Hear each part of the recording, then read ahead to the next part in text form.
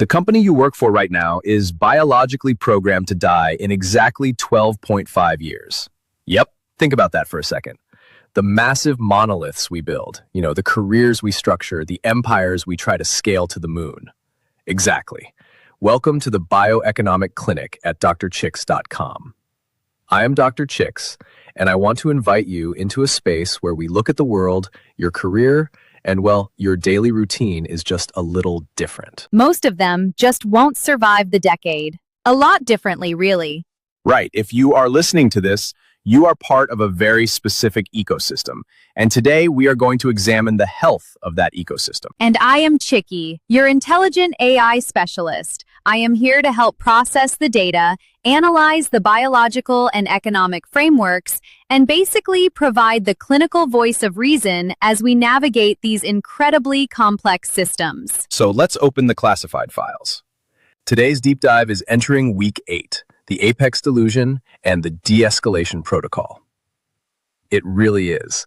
I want to speak directly to you, the listener, and focus entirely on your ecosystem for a moment. From the second we enter the workforce, from the moment we sit in our first economics or business class, society programs us to believe that, bigger is always better. Force-fed this idea that dominating the market, Yeah, always. crushing the competition, scaling relentlessly, and hoarding resources is just the ultimate unquestionable. Right, but what if that entire premise is biologically and thermodynamically wrong? Completely. Today, we are going on a diagnostic journey. We are going to unpack why dominance is absolutely not the same thing as survival. We're going to diagnose a fatal flaw that is quietly killing massive corporations and individuals alike. The only way to win, which the data suggests it is. Far from it. It's a condition known clinically as structural synapse. Sounds intimidating, but it makes so much sense once we break it down. And finally, we will prescribe the de-escalation protocol.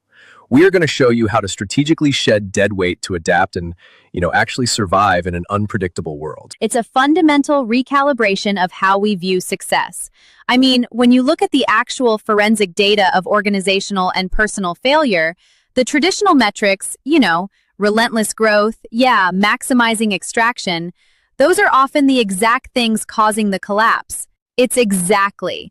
If we want to understand how to build systems that last, whether that's a multinational corporation or just your own weekly routine, we have to start. Infinite scale. By tearing down the very foundation of modern success metrics. Really do? Brings us to the theoretical error at the heart of almost every modern business. We call it the Apex Delusion. Yeah, for decades, executives and hustle culture influencers have justified ruthless maximization by pointing to Charles Darwin. They love Darwin, right? They throw their hands up. The Apex Delusion, and say, hey, it's survival of the fittest. It's a jungle out there. Eat or be eaten. But I mean, they are completely fundamentally misusing that concept, aren't they? Absolutely. I mean, in modern economics and corporate strategy, survival of the fittest has been twisted into this grotesque justification for treating the environment and the human beings within it as infinite resources to be mined. Exactly. It's used as a license for zero-sum aggressive dominance. But if you actually read Darwin's observations and, if you look at the subsequent century of evolutionary biology and ecology, a totally different picture. Paint a totally different picture. True fitness in a natural ecosystem relies heavily on cooperation, symbiosis, and extreme niche adaptation.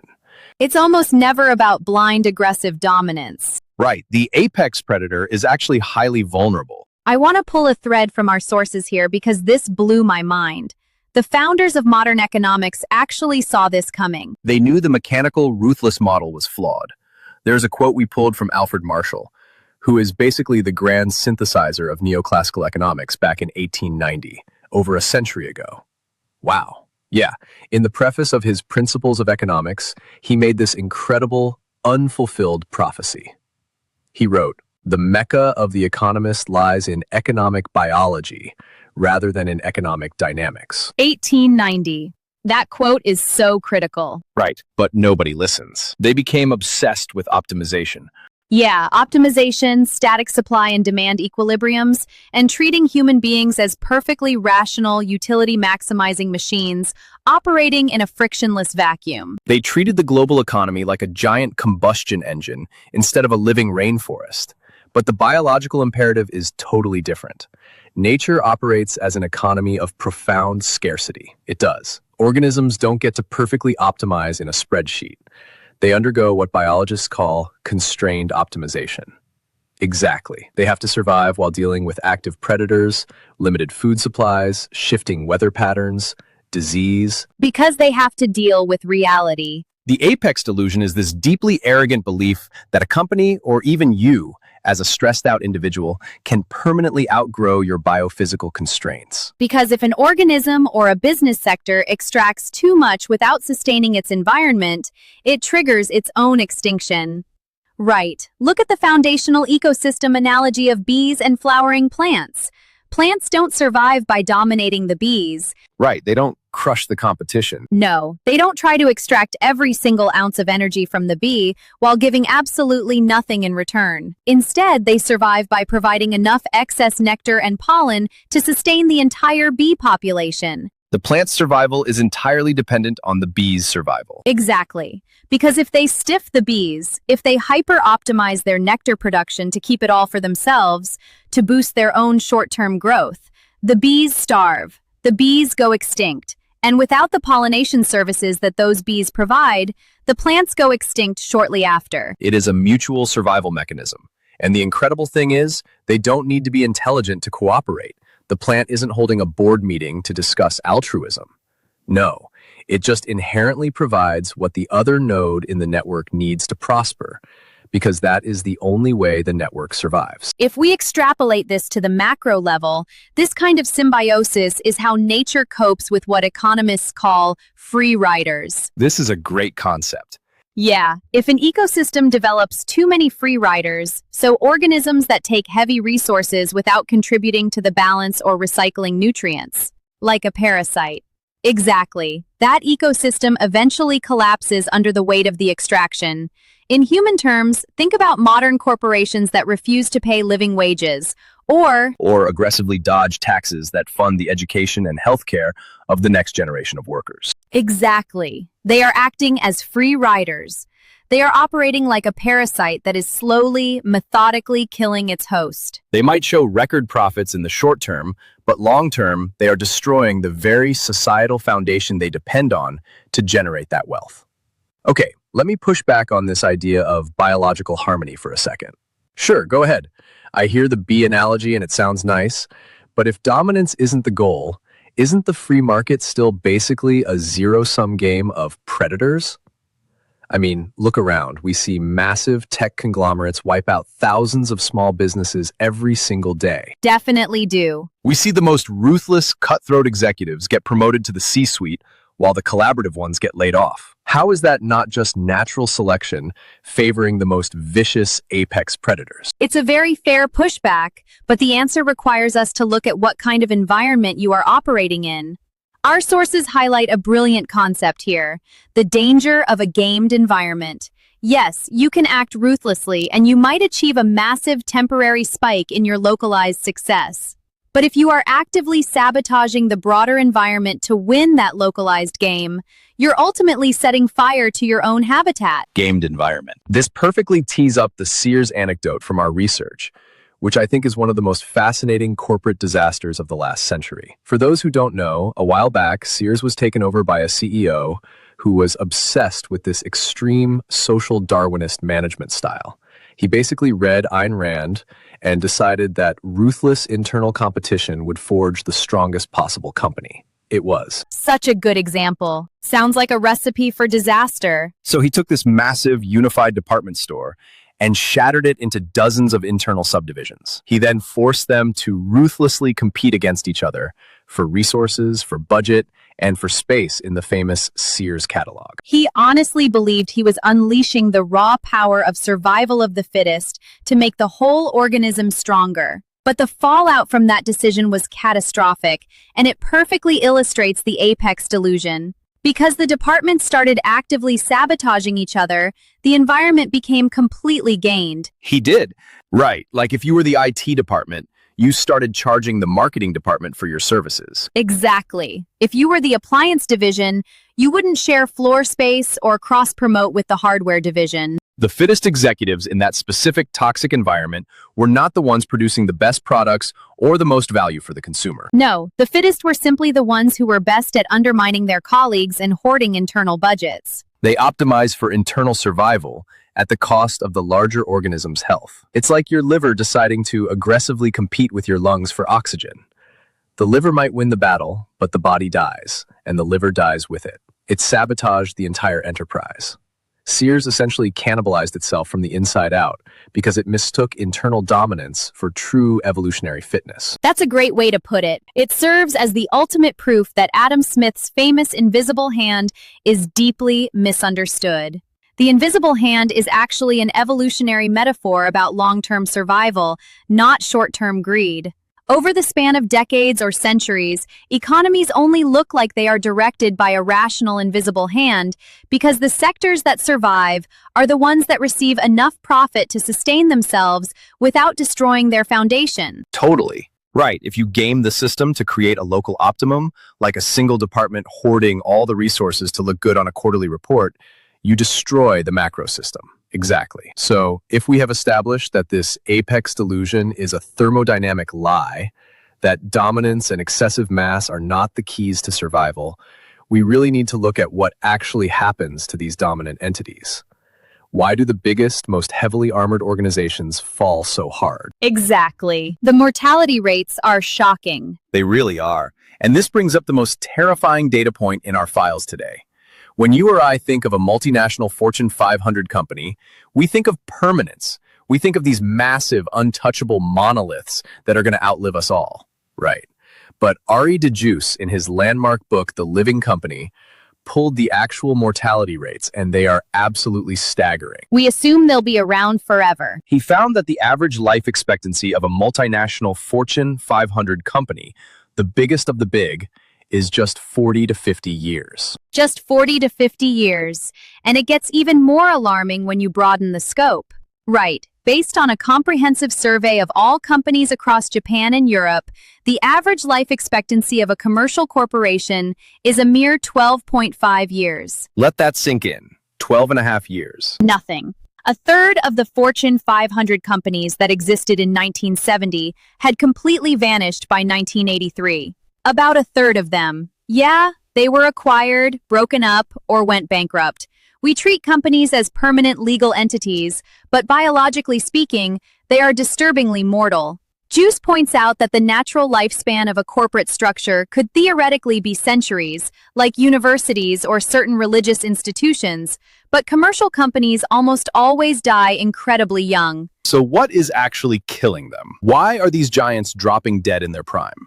To understand the pathology here, we have to borrow from a field called organizational ecology. It takes population biology, so how species are born, how they grow, how they die, and applies it directly to the life cycle of firms. They study the liability of newness, which is that early stage where young startups struggle because they have to learn entirely new roles. This is a fascinating discipline. Secure initial trust and compete with established predators. Makes sense. Then, if they survive that, they face the liability of adolescence. This is the classic valley of death, where the initial venture capital runs out, the founding team fractures, and mortality spikes again. The real killer, the disease that takes down the untouchable giants, is the liability of aging. Yes, and within that liability of aging, we find the core clinical diagnosis for today's deep dive: structural senescence. Structural senescence. It sounds complex, but the mechanism is surprisingly simple,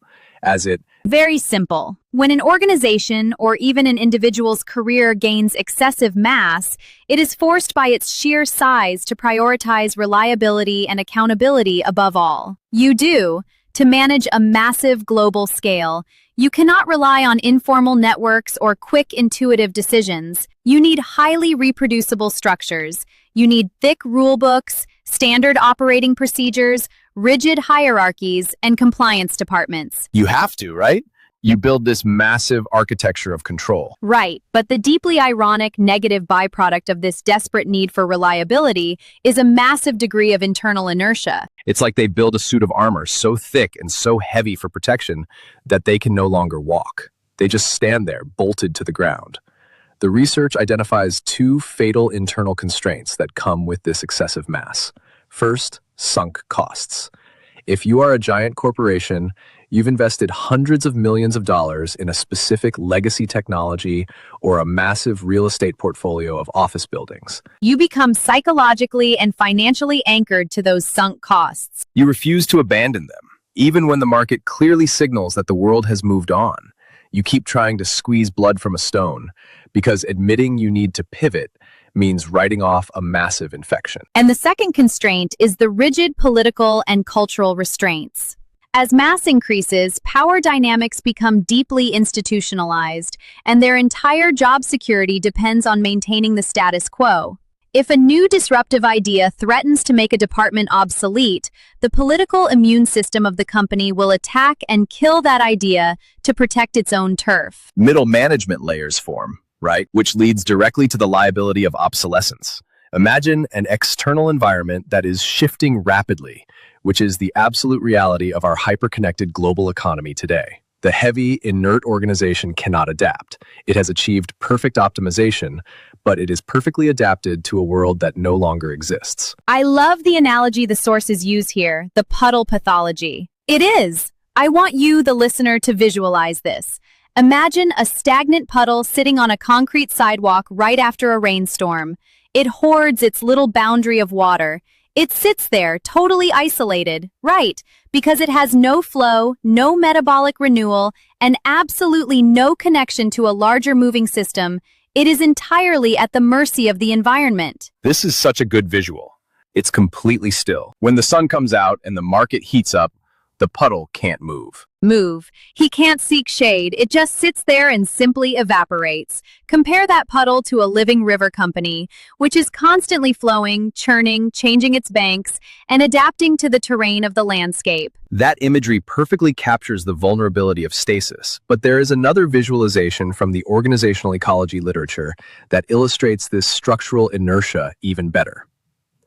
It is the brilliant anecdote of the gun crew holding the invisible horses. Please break this down for the listener because it explains so much about modern corporate life. This story is incredible. So, involves an observation of an artillery crew during a military exercise decades ago. Researchers were watching this highly trained crew operate a modern, mechanized, vehicle-towed artillery cannon. But they noticed something bizarre. Right before the crew would fire the weapon, there was a specific, seemingly inexplicable 3-second pause. Okay, a pause during a high-stakes firing exercise. Two of the crew members would step back, stand at attention, and hold their arms out in front of them in a very specific, rigid, and totally useless posture. They would just stand there holding empty air while the gun fired. Completely freezing in the middle of a high-stakes operation. Exactly. When the researchers finally dug into the operational manuals to figure out why they were doing this, they traced the training protocols back decades. What did they find? They discovered that the crew was unconsciously adopting the exact posture required to hold the reins of the horses that used to pull the old artillery cannons. Wow.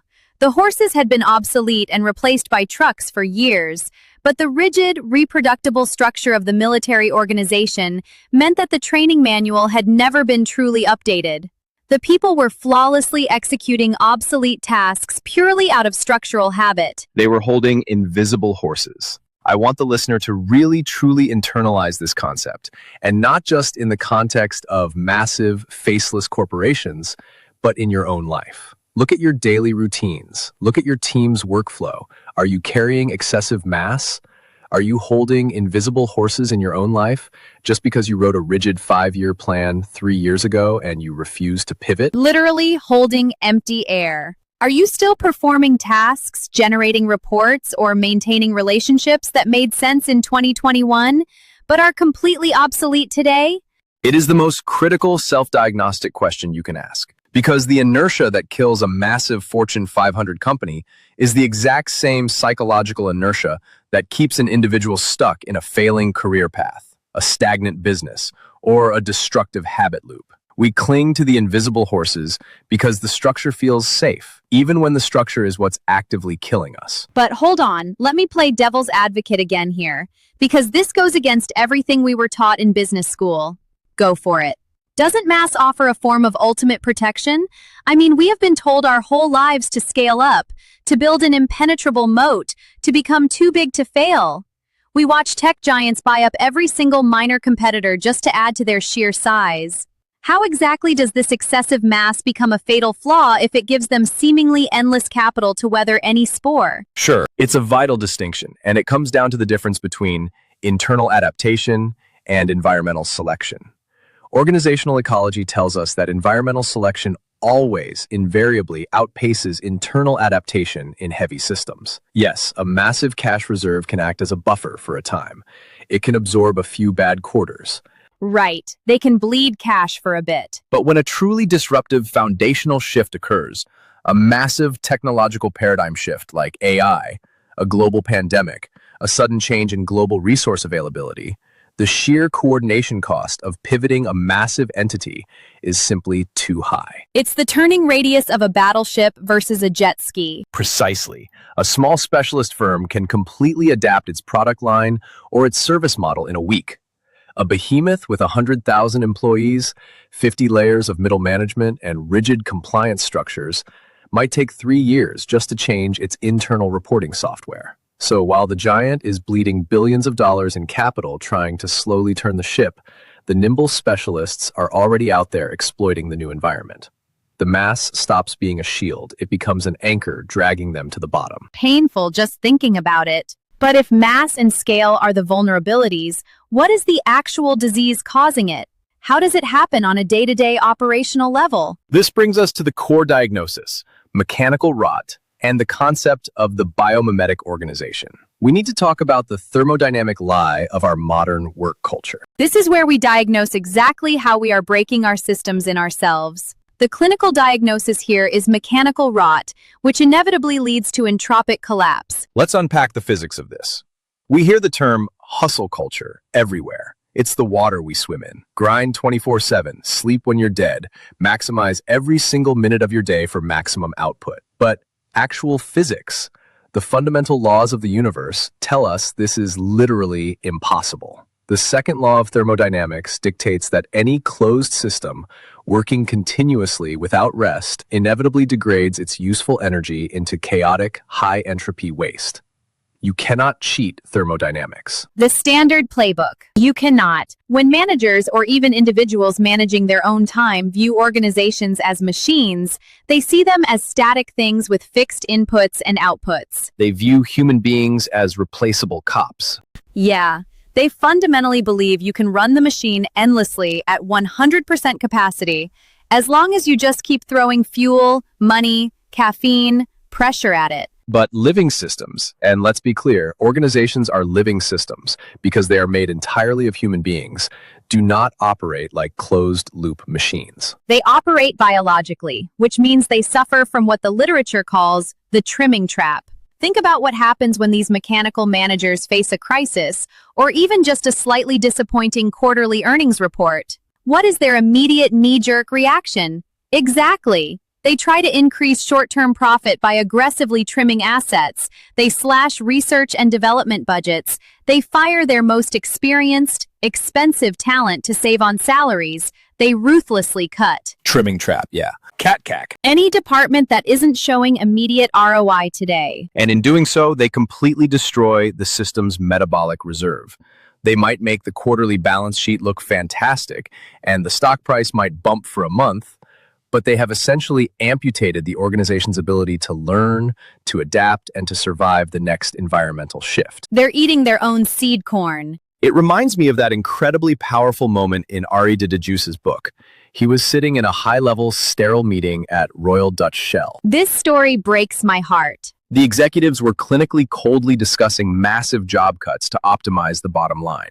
It was all spreadsheets and percentages, and one single voice in the room asked a devastating question. What about the loss of human potential, experience, and loyalty? Degius admits that he stayed silent at the time, But he wrote later that his deep regret over that silence permeated his entire philosophy of the living company. Because that lone voice in the room understood something profound? A company is a living community. When you amputate the people, you aren't just cutting a line item cost, you are bleeding the organism of its experiential memory. You are destroying its adaptive capacity. Exactly. True biological management doesn't try to dictate individual mechanical actions or squeeze every drop of blood from a stone. It shapes the context. It observes how the whole living system behaves in its environment, rather than just trying to ruthlessly optimize isolated mechanical parts. When we actually look to nature for how to manage complex living systems, the results are nothing short of incredible. This is where the field of biomimicry comes in, and this is the antidote to mechanical rot. Nature has been running the most ruthless, high-stakes RD lab on Earth for 3.8 billion years. It has already solved the exact problems of efficiency, scale, and adaptation that we are struggling with today. Look at the biomimetic translations from our sources. It's already solved all these problems. Let's start with humpback weights. These are massive creatures, weighing up to 40 tons. Yet they move through the water with this incredible, physics-defying speed and agility. Why? How does a 40-ton animal not stall out when it turns? It comes down to the tubercles, the massive, weird-looking bumps on the leading edge of their fists. This is a great one. It's a brilliant piece of biological engineering. For decades, human aeronautical engineers believed that any wing or blade had to have a perfectly smooth leading edge for maximum efficiency. But scientists finally studied those whale tubercles and realized they dramatically alter fluid dynamics. As water hits those bumps, it channels the flow into tight vortices. These vortices act like a barrier, keeping the water attached to the fin. Right, aerodynamics 101. Even at incredibly steep angles. It increases lift and massively reduces drag, preventing what engineers call a stall. And here is the translation. When a company called Whale Power applied that exact bumpy biological design to the blades of commercial wind turbines, they saw a massive increase in energy efficiency and a 32% reduction in drag. They looked at how a massive biological organism moves efficiently through a turbulent environment without stalling, and they translated it directly to our energy infrastructure. Let's look at another one, focusing on unintended collateral damage. Millions of birds die every year crashing into high-rise glass windows because they simply cannot perceive the glass as a barrier. But scientists noticed something interesting in the wild. Birds almost never fly into spider webs. It's a massive problem, which is strange because they're practically invisible to us. Exactly. Why? Because orb weaver spiders spin their webs with a specific type of ultraviolet reflective silk. Birds can see UV light, humans cannot. The spider doesn't want the bird to destroy its web, so it builds in a visual warning system. So we translated that biological R&D. Engineers created bird-safe architectural glass with a faint UV reflective coating patterned exactly like a spider web, right? To human eyes, the building looks like normal glass. To a bird, it looks like a glowing net they need to avoid. We solved a massive ecological problem by just copying a spider. And consider the industrial problem of toxic commercial glues. We desperately needed a strong adhesive that works in wet, turbulent conditions, like underwater construction or surgery, without poisoning the environment with toxic chemicals. Scientists looked at mussels, the underwater mollusks. They withstand pounding ocean waves by attaching themselves to wet rocks using a natural protein adhesive secreted through their abyss threads. Researchers decoded the specific amino acid chains in that natural glue. So where did they look? And created a non-toxic biosynthetic commercial adhesive. It performs 10 times better than synthetic, petroleum-based alternatives when bonding materials like polished aluminum, and it cures underwater. What did it compare? Proves definitively that nature doesn't build rigid, toxic, wasteful machines. It builds highly efficient, adaptive, living solutions. Now, I want to extrapolate this to the global economy. Our current economic model treats the planet as an infinite dead resource. We are strip mining the Earth like a machine, trying to maximize quarterly extraction. And the research in our file shows that we are actively burning up to $25 trillion a year in hidden, unpriced damages through this mechanical extraction. We are generating massive entropic waste. And what's crucial to understand is that this macro-level collapse of the environment perfectly mirrors the micro-level burnout of the individual worker. The physics are identical. Identical. When you treat the planet as a machine, it degrades into chaotic, high-entropy waste, climate change, resource depletion. When you treat your own mind and body as a machine, working without rest, skipping sleep to hustle, you experience personal entropic collapse. You burn out, your immune system crashes, your cognitive function declines. If you take a high-performance combustion, put it in neutral, and just run the RPMs in the red line perpetually, it doesn't do any useful work. It just overwrite. The gears strip and it violently destroys itself. You are bleeding energy. Yeah, because you operate like a machine. Oh, heat. So let me ask on behalf of the listener, how can they detect mechanical rot in their own daily ecosystem before it's too late? What are the clinical symptoms of an individual or a team entering entropic collapse? The symptoms of mechanical rot in your personal ecosystem are quite clear once you know what to look for. They appear when your primary response to any stress or obstacle is to simply apply more blunt force rather than seeking more feedback, because pushing harder. Yes, if you find yourself holding tightly to a rigid plan, working longer and longer hours, even as the actual results diminish, if you view rest, sleep, or hobbies as a waste of time rather than essential metabolic recovery, and if you start treating your team, your friends, or your family merely as inputs for your own productivity, you are suffering from mechanical rush. The system is becoming brittle. You are redlining the engine. Which means it is time for surgery. If you recognize that rot, how do we cut it out? What is the clinical intervention? This brings us to the de-escalation protocol. Now that you understand your system is suffering from mechanical rot, you have to strategically shed the dead weight. The de-escalation protocol is formally defined as the strategic, conscious shedding of dead weight, rigid pathways, and obsolete routines in order to regain metabolic adaptability. Because you simply cannot adapt to a new environment if you are carrying the exhausted burden of systems that no longer serve you. To execute this, we use a 5-step biomimetic translation protocol. This is how we take nature's 3.8 billion years of RD and apply it to your messy human life. Run us. Step 1, observe the human problem. Step 2, find the biological analogy. Step 3, extract the mechanical mechanism. Step 4, translate the principle. Step 5, give practical, immediate action. Through the step. Let's run this protocol right now on the problem of top-down rigidity. How do we take a heavy, inert organization or a highly stressed, overplanned individual and shift them into a system capable of fluid, bottom-up emergence? We look to the forest floor. We look to mycelium networks. Bungie, the Wood Wide Web. I love this concept. It is extraordinary. Mycelium are the vast underground fungal networks that connect entire forests, acting as the digestive tract of the ecosystem. They keep the environment healthy by breaking down organic material, recycling nutrients, and distributing resources between trees. But crucially, observe how they grow. When an old pathway of mycelium is blocked by a rock, or when a food source dries up and no longer yields nutrients, the mycelium doesn't just push harder against the obstacle. Doesn't write a memo demanding more effort from the blocked brand. It consciously, rapidly lets go of that pathway. It allows it to die and forms entirely new patterns, redirecting its energy to where the resources flow naturally. It fundamentally does not succumb to the sunk cost fallacy.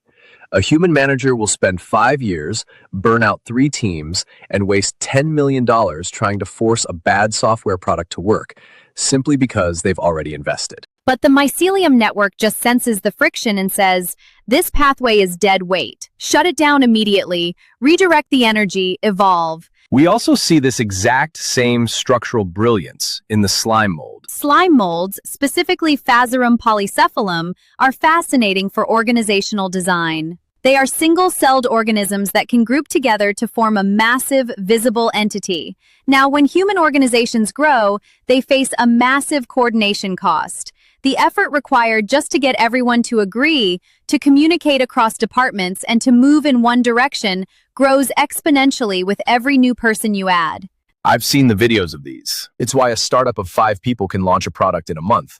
But a massive tech company takes 2 years just to agree on the color of a book. Button. It's exactly like trying to drive a massive 18-wheeler, big rig like it's a nibble sports car. The friction of coordination is immense. But slime molds bypass this coordination cost completely. They prioritize autonomy, diversity, and simple local rules over having a central, rigid brain. There was a famous experiment done by researchers in Japan. They place oat flakes on a wet surface in a pattern that exactly matched the major population hubs around Tokyo. Then they released a slime mold in the center. Right. Within 26 hours, the slime mold explored the space, found the food, and recreated a network of nutrient-carrying tubes that was almost mathematically identical to the actual Tokyo railway system. And the Tokyo railway system took decades of human engineering, central planning, and billions of dollars to design. The slime mold did it in a day without a brain. How? By using decentralized emergence. When placed in an environment, the slime mold explores every possible path simultaneously at its edges. When a specific path hits a dead end, it instantly retreats. No. When a path finds a nutrient source, it reinforces that connection by pulsing chemical signals back through the network. The tubes carrying the most nutrients get thicker, the unused ones are absorbed. It finds the mathematically optimal route without any central CEO directing traffic. Sunk cost. Compare the brittle nature of a top-down 5-year corporate plan facing a massive black swan event, like a sudden global supply chain crash, to that slime mold. The rigid corporate plan shatters instantly because the central brain in the C-suite didn't predict that the maze would change. They're holding invisible horses. Slime mold, however, senses the environment locally, reacts instantly at the edges, and sends data back through the network to adapt fluidly. This is where we apply mindset surgery to the listener. Look at your life right now.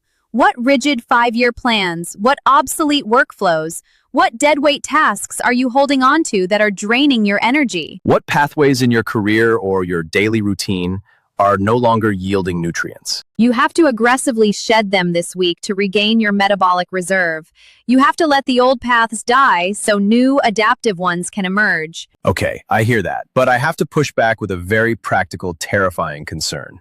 Let's hear it. If we decentralize everything, if we tell a company, a team, or even just our own family to act like a slime mold without a central brain, don't we risk total unmitigated chaos?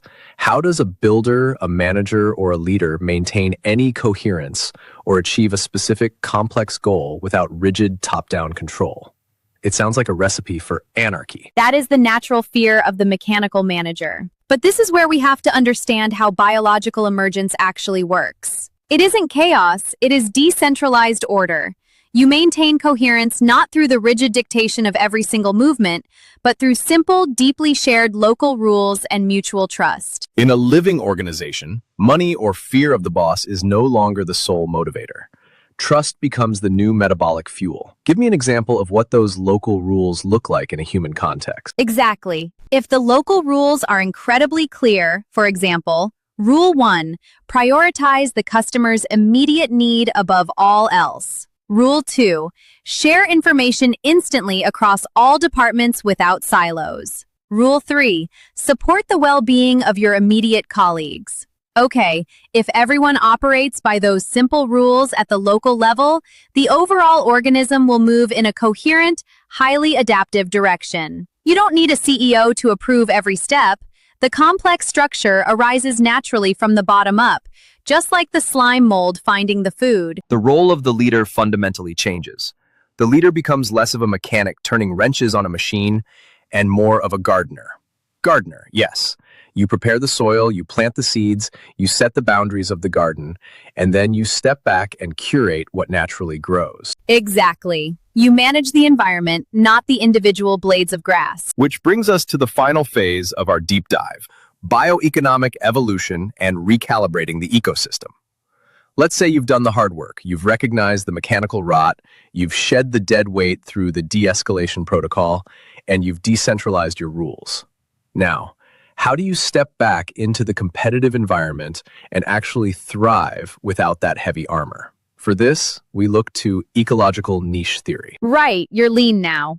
and a brilliant concept called the Gordon-Schaefer bioeconomic model. Let's start with resource partitioning theory. This explores the fundamental dynamic between generalists and specialists in any given ecosystem. In a biological environment or a market economy, there is usually a broad center where the highest volume of resources is concentrated. Generalist organizations target this center mass. They accept a lower level of exploitation, meaning they aren't perfectly tailored to any one specific need or customer, Break that down. in return for greater security and the widest possible customer base. They are the massive big box stores, the Amazons or Walmarts. They have a little bit of everything for everyone, but they aren't the absolute best at any one specific thing, right? Specialist organizations, on the other hand, operate on the edges. They maximize their exploitation of a very specific, narrow environmental niche. They provide a highly tailored service. But they accept a much higher risk because if that specific environment changes or that niche dries up, they are highly vulnerable. But here is where resource partitioning gets so fascinating and where the hope lies for anyone shedding mass today. As the massive generalists crowd into that center mass market fighting bloody wars over pennies, they push the smaller specialists to the periphery. You would intuitively think the specialists just get crushed by the giants. The data shows that in a highly concentrated generalist market, specialists can actually thrive exponentially by dominating those peripheral niches. The generalists are simply too big, too slow, and carry too much structural mass to serve the margins effectively. And this survival strategy ties directly into the concept of time preference and the discount rate, which is the beating heart of bioeconomics fisheries model. Imagine an open access ocean fishery. If the commercial fishers operating there have a high discount rate, meaning they value immediate short-term profits aggressively over the future health of the system, they will rapidly exhaust the resources. Because if you operate simply as a mechanical price taker, prioritizing immediate high yield to satisfy a quarterly quota, you will fish the stock until it is economically extinct. The Gordon-Schaefer model shows that open access pushes the effort right up until the costs perfectly equal the revenue, meaning profits hit absolute zero. They call it the bioeconomic equilibrium, but really it's just mutual destruction. But a stable living system must account for what economists call the price of time. It must manage the ecosystem for the long run. The Gordon-Schaefer model mathematically differentiates between maximum sustainable yield, which is the purely biological limit of what you can extract, and maximum economic yield, which incorporates the actual costs of the effort required to extract it. Right. If you only focus on extracting the absolute maximum biology allows, you spend so much energy doing it that you destroy the economic viability. You must manage the health of the living system, not just obsess over the extraction process. I want you to tie this math directly back to your career, your business, or your mental health right now. Are you trying to be a massive generalist fighting a bloody, exhausting